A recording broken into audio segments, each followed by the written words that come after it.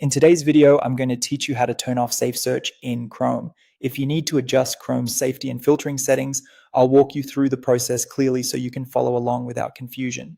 Before we begin, it's important to understand that the setting shown here is tied to Chrome's browsing protection, and turning it off can reduce the security warnings Chrome gives you while browsing. So if you decide to make this change, just be sure you understand the risks. Start by opening Google Chrome on your computer. Once Chrome is open, look to the top right corner of the browser window. You'll see the three-dot menu icon there. Go ahead and click those three dots to open the main Chrome menu. This is where you'll find many of the browser's controls and settings. When the menu appears, click Settings. This will open Chrome's settings page in a new tab.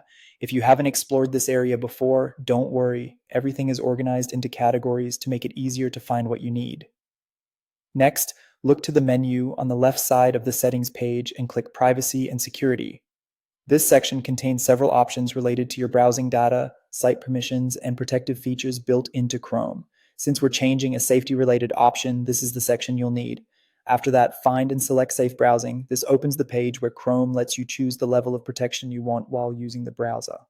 Chrome normally recommends keeping protection turned on because it helps warn you about potentially dangerous websites, downloads, and extensions. On the Safe Browsing page, choose No Protection, which is marked as not recommended. When you select this option, Chrome may show a confirmation prompt to make sure you really want to continue.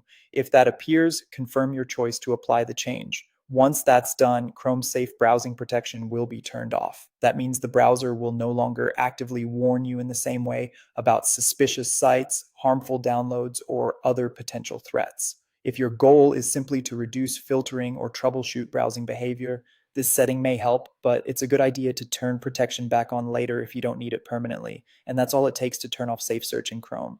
Thanks for watching, and be sure to browse carefully if you use this setting.